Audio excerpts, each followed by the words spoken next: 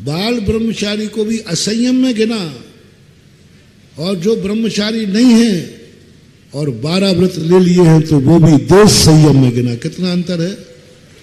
12 व्रत नहीं, प्रतिमाएं नहीं है, और बाल ब्रह्मचारी है, असंयमी है। और गृहस्थ है, पति पत्नी शायद है, अभी ब्रह्मचर्य व्रत नहीं लिया, मात्र 12 व्रत ले लिए, वो देश संयमी है। यानी ब्रह्मचर्य व्रत से भी बड़े क्या हैं? 12 व्रत बड़े हैं। 12 व्रत लेने वाला व्यक्ति गृहस्थ है, और 12 व्रत में से व्रत नहीं लिए और बाल ब्रह्मचारी है तो भी उसको वृत्ति की कोटि में नहीं लिया गया, असंयमी है। वो दे रहा है सूर्य मंत्र, हो ही नहीं सकते। सब स्टेचो हैं, जिसमें मुनियों ने सूर्य मंत्र नहीं दिए हो वे सब स्टेचो हैं। और या फिर जब मुनि महाराज नहीं थे तो भट्टारक लोग मुनि मुद्रा में दीक्षा सूर्य मंत्र देते थे, पर्दा बांध करके, कपड़े उतार करके, पिछी उनके पास होती थी, नग्न नहीं। कई विद्वानों ने क्या महाराज हम नंगे होकर मंत्र दिए देते पर्दा बंद होकर के, नहीं, नग्नता नहीं, मुनि मुद्रा चाहिए। और मुनि मुद्रा कब होगी? जब पिछी हाथ में होगी। नंगा सूर्य मंत्र नहीं दे सकता, दिगंबर मुद्रा होना चाहिए। तो भट्टारक इसलिए पीछे रखते थे कि कभी सूर्य मंत्र देना पड़ेगा तो कपड़े उतार देंगे, पिछी हाथ में होगी, फोटो मुद्रा की आएगी कि नहीं, तो मुनि मुद्रा में देने को कहा। इसलिए भट्टारकों के द्वारा दिए हुए सूर्य मंत्र मान्य है, क्योंकि वे मुनि मुद्रा में दिए गए। लेकिन कोई गृहस्थ पंडित कपड़े उतार के देवे, नहीं हो सकता, मुनि मुद्रा नहीं है, उसको पिछी नहीं है ही नहीं। इसलिए आज तक किसी मूर्तियों में अतिशय नहीं होते। और उसका सबसे बड़ा प्रमाण बता दूं, जो लोग ऐसी मूर्तियों की पूजा करते हैं जिसमें सूर्य मंत्र मुनि मुद्रा से नहीं दिया गया हो, उनमें पूजा करने वाले को मैंने 50 साल का रिकॉर्ड इकट्ठा किया है। आप लोग प्रैक्टिकल करना, मैं जो बात कहूं उसको थोड़ा प्रैक्टिकल किया करो। आज तक किसी को ऐसे मंदिरों में पूजा करने वालों को कभी भी संयम लेने का भाव नहीं आएगा, कभी भी नहीं आएगा। 12 व्रत भी लेने का भाव नहीं आएगा। एलक छुल्लक मुनि बनने की बात दूर, क्योंकि वो उस मूर्ति की पूजा कर रहे हैं जिसमें असंयमी ने प्रतिष्ठा की है। और असंयमी यदि सूर्य मंत्र देगा, उस मूर्ति से कभी संयम का भाव आ ही नहीं सकता। आप रिकॉर्ड देख लीजिए। और कोई एकाध अपवाद हो तो 99% मान लीजिए, 99% लोग होंगे नहीं भाव, क्योंकि उसमें असंयमी ने सूर्य मंत्र दिया है, तो आपके संयम के भाव हो ही नहीं सकते। लेकिन जिस मुद्रा में किसी मुनि महाराज ने दिया हो, भली वो मुनि बने या नहीं बने, लेकिन मुनि बनने के लिए तड़पेगा और मुनि की भक्ति जरूर करेगा। जिस मुनि ने सूर्य मंत्र दिया हो, ऐसी मूर्ति की पूजा करने वालों को नियम से मुनि के प्रति भक्ति रहेगी, श्रद्धा रहेगी, और भाव करेगा कि वो दिन कब आएगा जब मैं भी न बन पाए। कोई बात नहीं, नहीं बन पाए, नहीं बन पाए मैंने पहले कह दिया, बनना नहीं बनना अलग चीज है, लेकिन बनने का संकल्प होना अलग चीज। तो ऐसी स्थितियों को लेकर के तुम्हारे लिए मंदिर भगवान उतारे गए। मुनि राज ने सोर्स मिलाया और मंदिर में भगवान आके बैठ गए तुम्हारे लिए। तुम्हारे लिए भगवान अपने लिए नहीं आए हैं, उनको ये मध्य लोक पसंद ही नहीं था, इसलिए वो सिद्धालय चले गए। किसके लिए आए हैं? शुद्ध तुम्हारे लिए आए, और तुम ही उनका लाभ नहीं ले रहे हो। अब बर्बादी है, अब बर्बादी है। मंदिर नहीं बना था तब तक बर्बादी नहीं थी, इतनी बर्बादी नहीं थी। मंदिर तुम्हारे लिए बना, भगवान तुम्हारे लिए आए और तुम लाभ नहीं ले रहे हो, अब जिनवाणी तुम्हें बर्बाद कर देगी और ये भगवान का बैठना यहां तुम्हें बर्बादी का कारण बनेगा। इसलिए मंदिर मत बनाओ।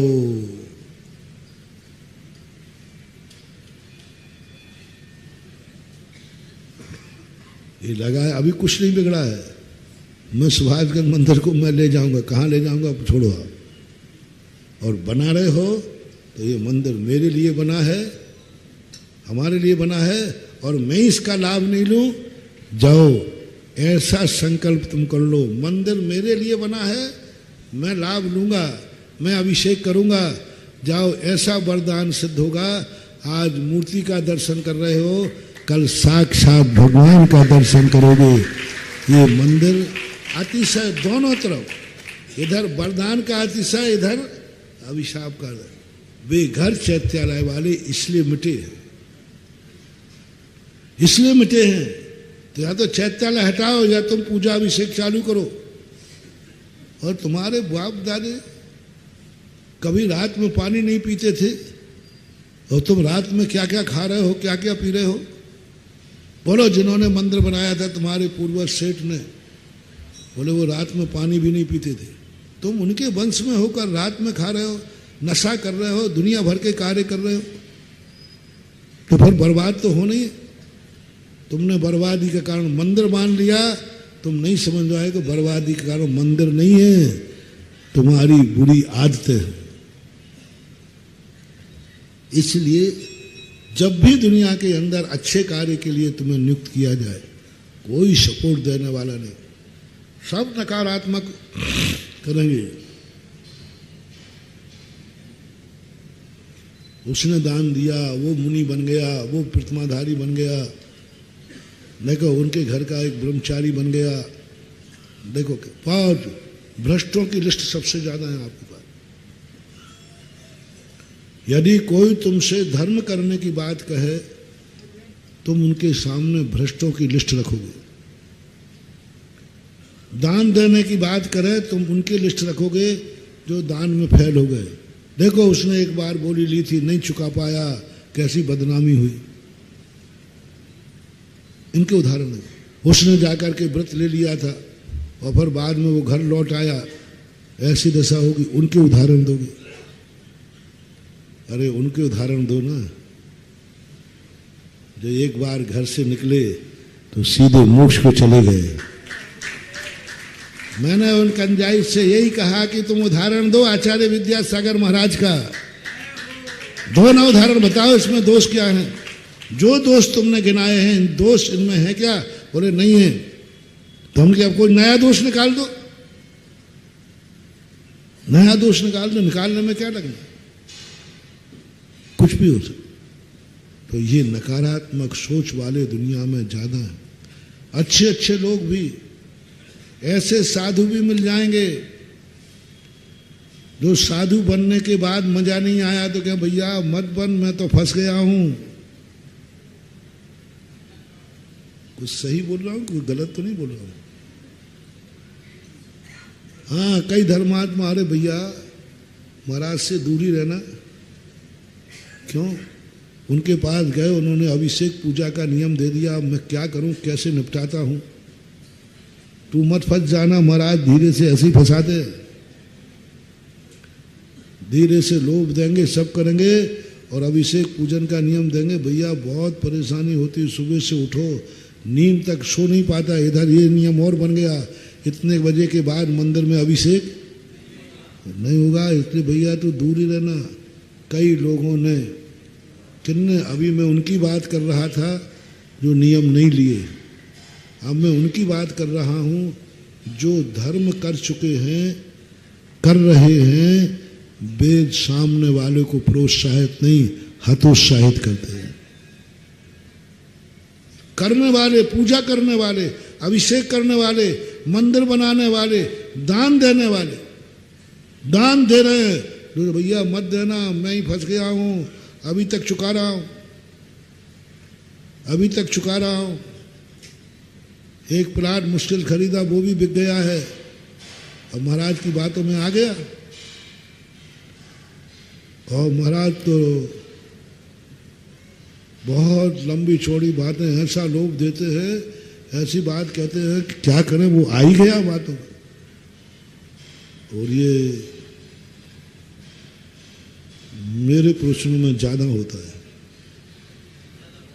जब मैं किसी चीज़ पे प्रवचन देता हूँ तो असमर्थ लोग ज़्यादा करने का भाव करते हैं। असमर्थ लोगों के भाव मैं देते ही प्रवचन हूँ, मेरी सेल्समैन गिरी इसी में। अरे बाल वाले को कंगी मैची तो मजा क्या है, गंजे को कंगी भैंसे तो मजा है। समर्थवान व्यक्ति ने दान दे दिया तो क्या मजा, वो तो समर्थ। मुझे तो मजा जब आता है जब असमर्थ व्यक्ति कहता है मेरी एक बोली, जब मैं लिस्ट देखता हूं और बस ओहो भगवान, मैं उसकी सिफारिश करता हूं। भगवान बड़े आदमी की नहीं करता, समर्थवान की नहीं। असमर्थ व्यक्ति ने कोई बोली ली नहीं और बस ओहो इसने बोली ली, भगवान देखो इसने साहस किया है, बस मेरी पूरी साधना उसके लिए है, मेरा पूरा आशीर्वाद उसके लिए है, मेरे में यदि कोई अतिशय है तो उसके लिए है, जिसने असमर्थ होकर के भी धर्म करने का भाव किया है, मेरी साधना उसी के लिए। मैं सिफारिश करूंगा, भगवान असमर्थ ने किया है, आप इसको समर्थ बना देना। और हुआ है, कितने असमर्थों ने लिया, आज भी इतने समर्थ हो गए कि बोली तो चुकी गई, दूसरी बोली लेने लायक भी हो गए। तो ये लोग कह देंगे देने वाले, अरे भैया फंस मत जाना, हतोत्साहित करेंगे। मोक्ष मार्ग में चलना, आज कोई किसी से कहा भैया मैं प्रतिमाएं लेना चाहता हूं, तो बोलो प्रोत्साह, चिंता मत करना, आपको कोई तकलीफ हो जाए, पड़ोसी कोई मिल जाए, ऐसा कोई घर का भाई बहन रिश्तेदार कुटुंबी मिल जाए, लो चिंता मत करना, जब तुम्हें कभी जरूरत पड़ेगी मैं पानी भर के दूंगा, मैं तुम्हारी सेवा करूंगा, लीजिए। क्या आज तक कोई पड़ोसी ऐसा मिला? किसी व्यक्ति ने घबरा कर कहा भैया मैं प्रतिमा तो ले लूंगा, लेकिन कल के दिन मेरे हाथ पैर नहीं चले तो,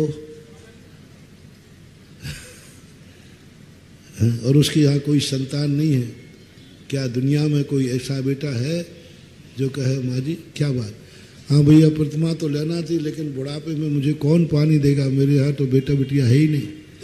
तो है कोई माई का लाल पड़ोसी जो कहे माँ आप प्रतिमा लीजिए, मैं तुम्हारा बेटा नहीं हूं, लेकिन वायदा करता हूं मैं पानी जब भी पीऊंगा जब तुम्हें कुएं का पानी भर के पिला दूंगा, लीजिए नियम, मैं हूं ना। ऐसा साहस बनाने वाले कितने लोग मिलेंगे, और हतोत्साहित करने वाले सारी दुनिया हतोत्साहित कर देते, कोई साहस नहीं देता, कोई साहस नहीं देता। तू दान दे रहा है दे, कम पड़े मैं बैठा हूं ना, अपन सब मिलके करेंगे, तेरा भाव हुआ है ना कि मैं मंदिर बनाऊं, हाँ अरे चिंता मत कर, अपन सब मिल जाएंगे। इतना बड़ा कुटुंब क्या सूतक के लिए ही है? क्या कहा भैया, इतना बड़ा कुटुंब क्या सुआ सूतक के लिए है? सुआ सूतक लग जाए तो कितनी 7 पीढ़ी तक लग जाए। अरे भावना करो रे कि ये सुआ सूतक के लिए ही कुटुंब नहीं है। यदि मेरे कुटुंब में कोई धर्म करेगा तो चिंता मत करना, अपन इतना बड़ा कुटुंब है, बोल मंदिर अपन सब मिलके बना लेंगे। कुटुंब कब काम आएगा? चाचा भतीजे सब मिल जाएंगे, बम्बई कलकत्ता में गए वो भी सब मिल जाएंगे, फोन आ जाए चिंता मत करना, अपना कुटुंब बहुत बड़ा है, अपन सब मिलकर के बना लेंगे, तो बोली ले ले। ऐसा कहने वाले कुटुंबी कम है। भाइयों में मिलना मुश्किल है। दूसरा भाई कहेगा है भाई मेरा हिस्सा भी है, झगड़े होते। ऐसे भाई कहाँ मिलेंगे जो कहेंगे भाई कोई चिंता नहीं कर, अपन भाई हैं, अपन मिलके कर लेंगे। करेंगे, तुझे करना है कर। बहुत, मैं उनकी बात कर रहा हूं अब जो धर्म कर चुके, मुनि बन चुके। और कोई मुनि बनने आए तो उसको हतोत्साहित, भैया हाँ मैंने बन के देख लिया है, तू बाल बच्चे पाल, घर जा, अपने मम्मी पापा की सेवा कर। ऐसे कहने वाले भी मुनि महाराज हैं, ऐसे कहने वाले भी प्रतिमाधारी हैं, ऐसे कहने वाले भी ब्रह्मचारी, ऐसे कहने वाले भी ब्रह्मचारिणियां हैं, ऐसे जैनी भी जैनियों में हैं, जो नियम लेने के लिए प्रोत्साहित नहीं हतोत्साहित करेंगे। चौके में देखता हूं, हम छोकरे से बात कर रहे रात्रि भोजन की, माँ कह रही महाराज जी ज्यादा मत दिलाइयो, अभी पढ़ रहा है। मैं आंख बंद कर लेता हूं, कैसी माता है। ये प्रोत्साहन नहीं कर रही, बेटा ले ले चिंता मत कर, मैं तो हूं, तेरा नियम पलवाऊंगी मैं, तू तो नियम ले, मैं पलवाऊंगी तेरा नियम, मां हूं तेरी। बहुत कम माताएं ऐसी मिली हैं, बेटा महाराज जी ने कहा है ले लेना नियम, चिंता मत करना, मैं पलवा दूंगी। पति ने नियम लिया, पत्नी कहे चिंता मत करना मैं हूं, आप तो नियम ले लीजिए, मैं पलवाऊंगी। घर की महिलाएं ये कहने वाले कम है, महाराज ने कहा है नियम ले ले, तेरे नियम को मैं पलवाऊंगा, हम सब परिवार वाले मिलके पलवाएंगे, ले, ऐसा कहने वाले कम हैं। उसको भड़का दिया, वो महाराज को आहार दे गई, शूद्र का जल का त्याग कर दिया। शाम को सबने उसको ऐसा क्या किया तूने, इस अवस्था में ऐसा कर लिया वैसा कर लिया। फुलेरा की बात है राजस्थान में, वो आ गई महाराज जी, रोने लगी, महाराज जी आप अपना नियम वापस करो, वापस कर लो, मैं मर जाऊंगी। बिका माल वापस नहीं होता इस दुकान पे। पूज्य शांति सागर वीर सागर पूज्यवर धर्म सागर महाराज जी थे, उनके पास एक कोई महाराज थे, उनको कोई महाराज थे, तो उन्होंने कहा कि महाराज जी अब मैं मुनि पद छोड़ता हूँ, तो मुझे उन्होंने क्या कहा, मुझे दीक्षा देने की आज्ञा है, तू छोड़ना छोड़, मैं छुड़ाने वाला नहीं हूं। व्रत वापस नहीं होता है, व्रत से भ्रष्ट होता है। ये व्रत ऐसा है जिसमें वापसी नामा नहीं है। कई दुकानें ऐसी होती हैं जिनमें लिखा रहता है बिका माल वापस नहीं होता। शादी अब तुम करते हो वो तुम्हारी माया, तुम जाने। कायदा से शादी वापस नहीं होती, एक बार हो गई तो इसी प्रकार धर्म व्रत नियम वापस नहीं होते, वापस नहीं होते। कोई आगम में प्रावधान नहीं लिखा कि दिया हुआ व्रत वापस कैसे लिया जाए। ये बनिया की दुकान नहीं है कि जब चाय खरीद लो और शाम को वापस करो। आजकल ऑनलाइन में बड़ा खतरा हो रहा है, ऑनलाइन में लोग मंगा लेते हैं, शायद 24 घंटे तक 5 दिन बढ़िया गाड़ी फाड़ी चलाओ, जो कुछ करना चलाओ, मिक्सी चलाओ, वापस कराओ। हाँ ये बेईमानी हो रही है, मैंने सुना है। 5 दिन तक वापस कराओ, उसको चलाया, बोले साहब वापस करो, ये नहीं चाहिए मुझे। ऐसे ही तुम धर्म को समझ रहे हो क्या? आज व्रत ले लिया, प्रतिमा ले ली, व्रत ले लिया, अब महाराज जी आप अपने व्रत वापस कर लो, भाग यहां से। बनिया की दुकान समझ रखा है, जब चाय आए जब लौटा दो। कोई व्रत नियम कभी वापस नहीं लिया जाता, छोड़ा जाता है, और छोड़ने वाले को भ्रष्ट बोलते हैं। बैठने वाले को भ्रष्ट बोलते हैं, परित्यक्ता बोलते हैं, उसको दंपति नहीं बोलते। शादी के पहले कन्या बोलते थे, शादी होने के बाद श्रीमती बोलते थे, और छोड़ने के बाद क्या बोलोगे? नहीं पूछ रहा हूं। यदि डाइवर्स हो गया है तो अब वो श्रीमती में आएगी, कन्या में आएगी। अब तीसरी कोई चीज होती नहीं है, या तो कन्या होती है या श्रीमती होती है, और परित्यक्ता के बाद ना वो कन्या है ना श्रीमती है, वो अपशगुन के रूप में मानी जाती है, अपशगुन है। परित्यक्ता को किसी चीज में हाथ लगाने का अधिकार नहीं है।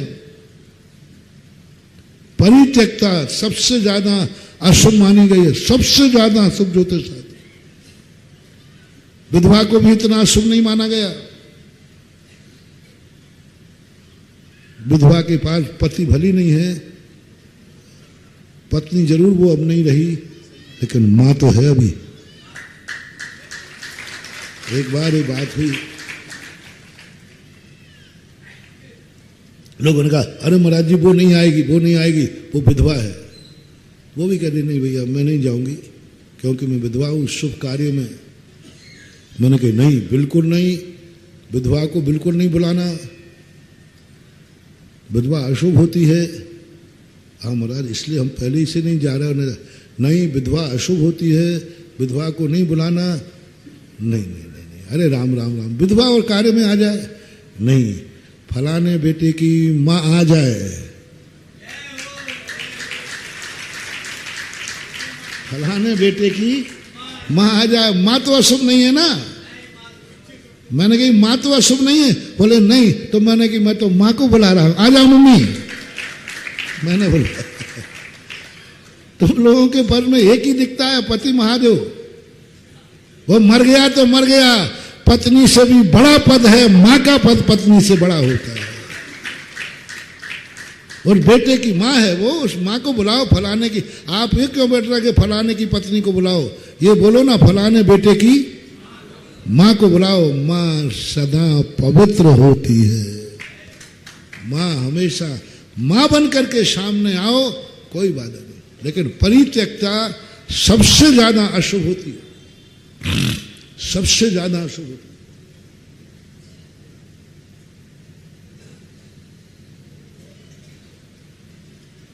वो ना तो कन्याओं में है और ना उसकी दशा वही होती है, ना पुरुष है और ना स्त्री है।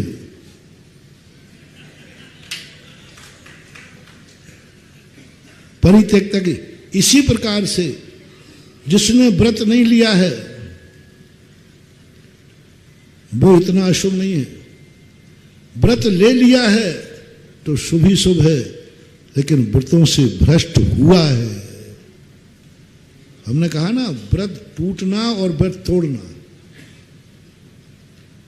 व्रत छोड़ना और व्रत छूटना, बहुत अंतर है। छूट गया, मर गया, बीमारी आ गई, नहीं पाल पाए, जैसे हमने वो 10 लाख क्षण का सुनाया ना।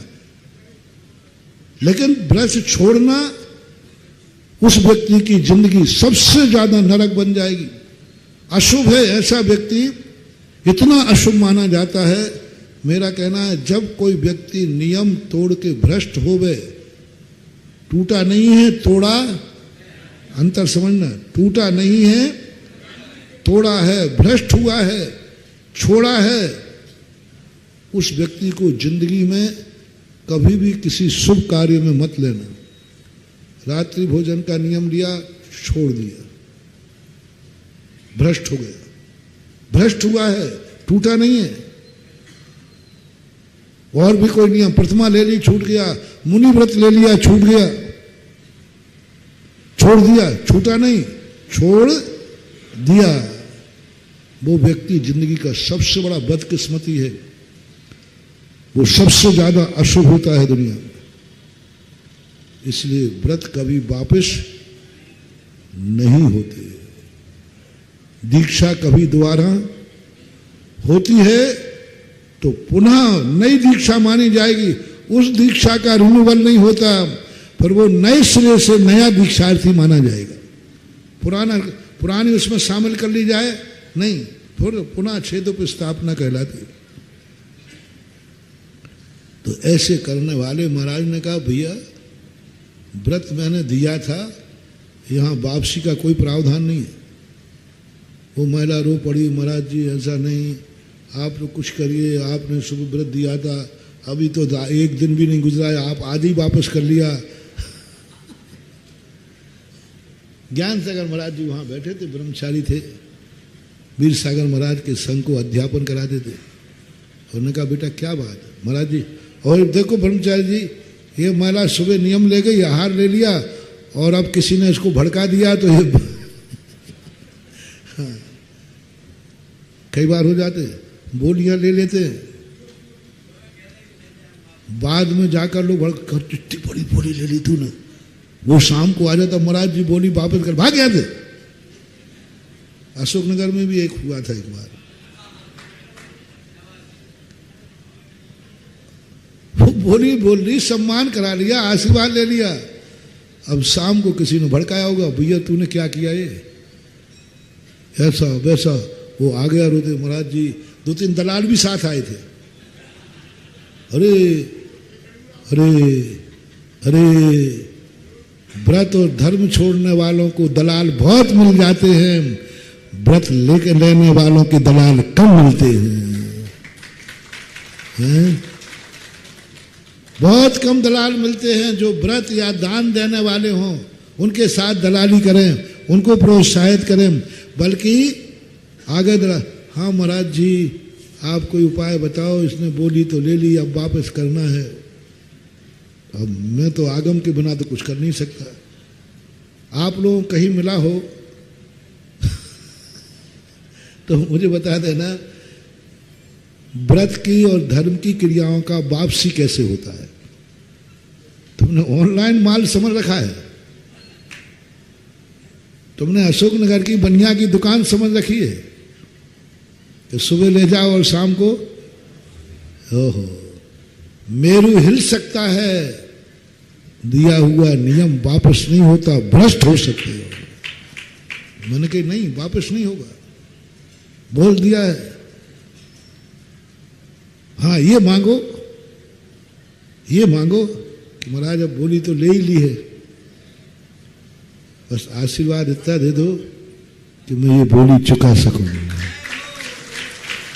जो मैंने अभी कहा था ना, अभी कहा था, मैं बर्बरीक हूं, बर्बरीक। बर्बरीक का नियम क्या था? मैं कमजोर के पक्ष में लड़ूंगा, उसका एक नियम था, उसी कारण बेचारे को मरना पड़ा। वो पूरी कहानी नहीं ले रहा हूं।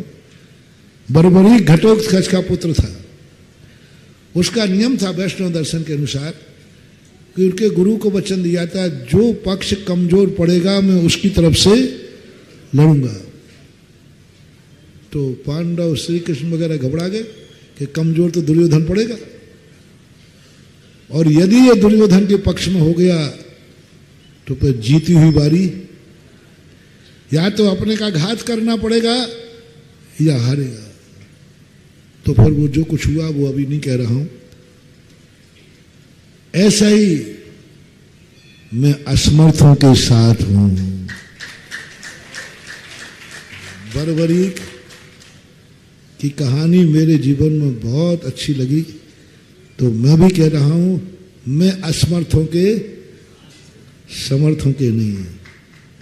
ये कहने आओ महाराज जी बोली तो मैंने ले ली है,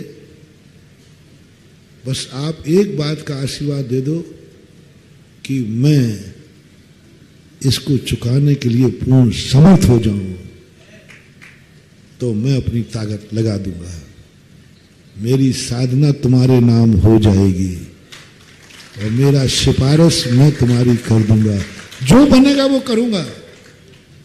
लेकिन तुम वापसी करने आओ तो मैं भ्रष्टों के साथ ना था, ना हूं और ना रहूंगा। मुझे भविष्य दिखने लग जाता है। जैसे वो बोली वापस करने, मैंने कि बर्बाद हो जाएगा ये। आज इसने इतना बड़ा साहस तो किया था कम से कम, लेकिन इसको भड़का दिया गया, भड़क गया, आज ये वापस करने आया है।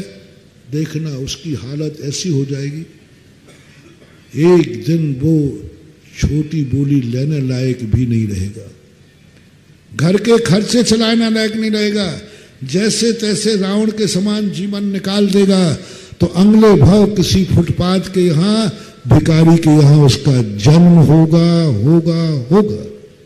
3 बातें, या तो इसी भाव में निपटेगा,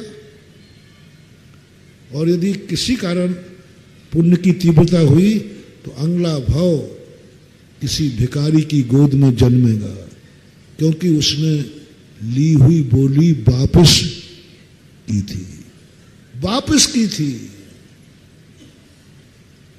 लिया हुआ नियम वापस किया था, लिया हुआ नियम उसने तोड़कर भ्रष्ट हुआ था। ये गलती कभी मत करना, वापसी नहीं होगी। नहीं चुका पाए तो नहीं चुका पाए तो कोई बात नहीं, मान लीजिए बहुत अच्छा उदाहरण, प्रसंग बहुत अच्छा है। आज तुमने 1 करोड़ की बोली ले ली और कल ही मर गए तो मर सकते हैं कि नहीं, बोलो भाई, मर तो फिर महाराज 1 करोड़ का क्या होगा, चिंता मत करना, तेरा 1 करोड़ दिया भी नहीं और तेरे खाते में अगले भाव में 1 करोड़ रुपया दान लिखा मिलेगा बिना दिए। मैंने कहा संकल्प किया था, अब संकल्प मेंढक का टूट गया, नहीं पहुंच पाया तो कर्म कहता है चिंता मत कर। तो संकल्प करके भगवान के दर्शन करने चला था, रास्ते में मर गया, मैं तुझे ऐसी स्थिति पहुंचाऊंगा जहां तू भगवान का दर्शन करेगा। ऐसा तुम किसी राजा के यहां जन्म लोगे, 1 करोड़ बोल गए, संकल्प कर लिया, लेकिन मर गए। 1 करोड़ बोल लिया, कल दिवालिया हो गए, हो सकते हैं कि नहीं, दिवालिया हो गए, वही हो गए। ऐसी घटना घट गई, आज तुम्हारी समझ थी, कल ऐसी घटना घट गई कि तुम दिवालिया, घाटा लग गया, XYZ डांका डल गया, XYZ छापा पड़ गया, XYZ कुछ भी हो गया, कोई घबराओ मत। बोले महाराज जी अब क्या होगा मेरा, मैंने कि बोली वापस करने तो नहीं आए हो? बोले नहीं महाराज अब मैं दे ही नहीं सकूंगा, दे ही नहीं सकूंगा। चिंता मत कर, संकल्प तूने तोड़ा नहीं है, संकल्प पूरा नहीं हुआ है, तू पास होगा, तू देगा, और तू चिंता मत करना, तेरा विकल्प मत करना। अब बोली का विकल्प छोड़ दे, बोली मैं दूसरे को देता हूं और तुझे आशीर्वाद देता हूं, अगली बोली तू इससे डबल लेगा। ये हुआ ऐसे, एक ने बड़ी बोली ले ली और वो घटना घट गई उसके साथ। वो मेरे पास आया, बोले महाराज जी अब क्या होगा मेरा? मैंने घबराओ मत, मैं तो बैठा हूं, मैं काय के लिए हूं, महाराज जी आप क्या करोगे? मैंने कि चिंता मत कर, अभी तो मेरे कमंडल में भी बहुत दम है। मैंने उससे यही कहा, मैंने कि चिंता मत कर, तेरे भाव बता। बोले महाराज जी भाव पूरे आज भी है, मैं वापस करने नहीं आया हूं, मुझे तो आप बस ये कह दो कि मैं कोई रास्ता बताओ, मैं कैसे क्या करूं। तो मैंने कहा बिल्कुल मत घबराओ, कुछ नहीं करना है, मैं जो कहूं वो करना। बोले महाराज आप क्या करोगे, कमेटी तो पैसा मांगेगी। मैंने कमेटी से मैं कह दूंगा मेरे कमंडल की बोली लगा दे। ऐसे व्यक्ति के लिए यदि मेरे कमंडल की बोली लग जाए तो मैं लगाने को तैयार हूं। और इतना तो मुझे मालूम है, मेरा कमंडल अनमोल है। पहली बात तो बता दूं, मुझे अपने भक्तों पर विश्वास है, जिस दिन कमंडल की बोली उठा लेंगे उसी दिन एक नहीं 100 लोग खड़े हो जाएंगे, कमंडल की बोली नहीं लगेगी, बोली हम देंगे। मेरे कमंडल की बोली, इतने सारे भक्त, सबसे ज्यादा भारत में नेटवर्क है अपना, हजारों शिवरार्थी। अरे सारे जगत की तो क्या बात करूं, मैं तो अकेले अशोकनगर की बात कर देता हूं। बोलो रे अशोकनगर, बोलो मैंने कह तो दिया, यदि मुझे कभी कमंडल की बोली लगाना पड़ी तो लगा लोगे? अरे महाराज जी पहले हमारी बोली लगेगी, बाद में कमंडल की लगेगी। ऐसे भक्त हैं, हमारी बोली लगेगी, कमंडल की क्यों लगेगी? तो वो तो मुझे चिंता है ही नहीं। मैंने उसको कहा कि नहीं, अब मैं तुझे आदेश देता हूं, ये बोली दूसरे को दे दे। और कमेटी वाले तो नहीं साहब, वो दूसरे को कैसे जाएगी, दूसरे को कैसे जाएगी, उसकी बोली है, उसको देना पड़ेगा। पर कमेटी की आदत तो मैं जानता हूं, नस नस जानता हूं। तो मैंने कहा कमेटी वाले वो 1 करोड़ की है ना, दूसरा 1.5 करोड़ में ले रहा है। बोले महाराज, हाँ फिर महाराज ठीक है, फिर ठीक है ठीक है। अरे कमेटी वाले तो 2 मिनट में इनकी नस इतनी सी है। मैंने कि देख ले, ये तो इससे मिलेगा तो लिखे रहो ना, बेचारा दे भी नहीं पाएगा। और 1 करोड़ यदि अभी तुम दूसरे को दे दोगे ना तो 1.5 करोड़ वाला है। महाराज जी सही बोल रहा हूं। मैंने कि और क्या झूठा बोल रहा हूं क्या। और वो 1.5 करोड़, कमेटी खुश, सामने वाला खुश, क्योंकि 1.5 करोड़ में से उसे मिल तो वो खुश है कि कम से कम मिल गया। और मैंने उसको बचा लिया। और वो जब भी आवे बोले महाराज जी मुझे एक ही दुख है कि मुझे बोली छोड़ना पड़ेगी। जब भी रोवे बस एक ही बात कर होता है, मैंने कौन से जन्म में पुण्य किए थे जो मैंने बोली ली, लेकिन मेरी हालत ऐसी हो गई। और उसके दुख ने इतना किया कि 2-3 साल के अंदर ही उसकी इतनी अमीरी बढ़ी कि उसने जाकर के फिर 3 या 2.5 ऐसा 3 करोड़ की बोली लेकर के मंदिर को दिया। दूसरी बोली ली, वो तो चला गया। बोले मैंने 1 करोड़ छोड़ा था, आज मैं 3 करोड़ लेने लायक हूं। और 3 करोड़ की बोली दी। बोलो किसका परिणाम है, संकल्प का। तो संकल्प करने से डरो मत, पूरा हो पाए या ना, बस वापसी मत करना, भ्रष्ट मत होना, भ्रष्ट मत होना। स्कूल जाओ, मिलेंगे 10 नंबर तो मिलेंगे, लेकिन स्कूल तो जाऊंगा। पास नहीं होंगे तो नहीं होगा, स्कूल तो जाऊंगा। तो भगवान के दर्शन करने नहीं पहुंच पाएगा तो नहीं पहुंच पाऊंगा, लेकिन दर्शन करने तो जाऊंगा। देख तू नियम नहीं पालन कर पाएगा, नहीं पालन कर, लेकिन नियम तो लूंगा। वो महिला समय हो रहा है आपका, वो महिला बहुत वीर सागर महाराज जी कहते मैं क्या करूं, वापस करने का कोई प्रावधान ही नहीं। तो ब्रह्मचारी ने समझा, बोले भाई जी क्या, बोले महाराज ब्रह्मचारी भैया ये ऐसी बात हो गई है, हमने कल ले लिया भावावेश में आके महाराज को आहार देने के लिए, अब सब लोग मुझे डरा रहे हैं। क्या क्या डरा रहे हैं, वो यही कहते तेरे संतान नहीं है, बुढ़ापे में कौन तुझे पानी पिलाएगा। तो ज्ञान सागर महाराज तो दर्शनाचार्य थे, उनका बस बेटा बुढ़ापे की बात है ना, बुढ़ापे में तुझे कौन पानी पिलाएगा, यही है। अभी तो कोई नहीं महाराज, जब तक तो हाथ पर, तो बस महाराज ने कहा बुढ़ापा आएगा ये गारंटी है क्या, बुढ़ापा आएगा गारंटी है क्या। अभी क्यों व्रत वापस कर रही है, जब बुढ़ापा आएगा तो अपने आप टूटेगा तो टूट जाएगा, अभी वापस क्यों कर रही है, बुढ़ापा आएगा गारंटी है क्या। बीच में ही मर गई तो जवान लोग नहीं मरते क्या, बोले मरते, तो फिर क्यों बुढ़ापे की चिंता कर रही है, बुढ़ापा जब आएगा। और माँ जी बहन अभी तेरी उम्र कोई ज्यादा नहीं हुई है, नियम वापस मत कर, शायद यही नियम तुम्हारी गोद भर दे तो क्या करेंगे। अभी तेरी उम्र कितनी सी है, 2-5 साल बेटा बिटिया नहीं हुए तो तुमने ऐसा कर दिया। अरे ऐसे लोग हैं जो 20-25 साल तक संतानें नहीं हुई और उन्होंने धर्म किया। हाँ ऐसा होता है, एक व्यक्ति के संतान नहीं थी, मैं सब प्रैक्टिकल बात बताऊंगा। तो मैंने एक गौशाला खोली, मैंने कहा देख तेरे बाल बच्चे तो है ही नहीं और अब होना भी नहीं है, बोलना मत, नाम मत बताना। मैंने कहा अब ऐसे ही कर, गैयों के बाल बच्चे पाल, ऐसे मजाक में कह दिया हमने कि देख तू गौशाला में सेवा कर और ये गौशाला के छोटे छोटे बच्चे हैं इनको पाल, तेरी किस्मत में कोई बच्चा तो है ही नहीं, अब हुआ नहीं, 30 साल हो गए होंगे लगभग 30 साल, और अब होगा भी नहीं।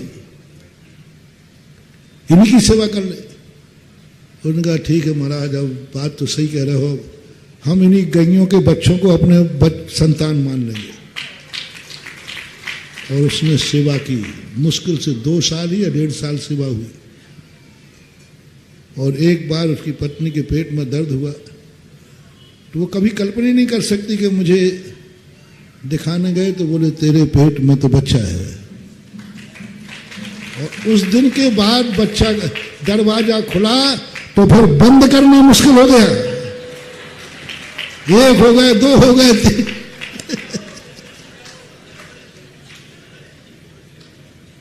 देखो गैयों के, गौ माता की सेवा का परिणाम। मैंने ये आश्वासन नहीं दिया, मैं झूठा आश्वासन नहीं देता हूं कि नहीं तू सेवा कर, शायद बच्चा हो जाए। 28 साल के बाद शुल्लक जी को तारीख मारी सब पता रहती है। हमारा सारा ऑडिट यही करते रहते हैं। मैंने आश्वासन नहीं दिया, मैंने तो एक आगे, ना तो है ना होना, सेवा कर लो और हो गए। महाराज ज्ञान सागर महाराज जी का हमें ये बात याद थी, उन्होंने उसको समझाया कि क्या पता, और उनके बेटे ने समझाया। 2-3 साल के बाद उसके यहाँ बेटा हुआ और बेटे ने चौका लगाया, मेरा आहार हुआ और उसी ने अपनी मम्मी की कहानी सुनाई। उसी ने अपनी कहानी सुनाई, महाराज जी मैं ज्ञान सागर महाराज जी के, और जब मेरी माँ हुई, बोले मैंने जिंदगी की अंतिम सांस तक माँ को कुएं का पानी भर के पिलाया है। बार माँ ने एक ही बात सुनाई थी कि मुझे ब्रह्मचारी भूरा मल ने, हम तो भ्रष्ट हो गए थे, हम तो नियम वापस करने गए थे, लेकिन ब्रह्मचारी भूरा मल ने अपनी दार्शनिक बुद्धि से हमें भ्रष्ट होने से बचा लिया। उसी का परिणाम तू है। बस उसी दिन मैंने प्रतिज्ञा कर ली, बोले माँ जिस नियम के कारण से मेरा जन्म हुआ है, ये नियम में तेरा जिंदगी में कभी टूटने नहीं दे। तो ऐसे जीवन में होते हैं। संकल्प शक्ति की बात कर रहा हूं, अभी अपन इस पर और चर्चा करेंगे। महावीर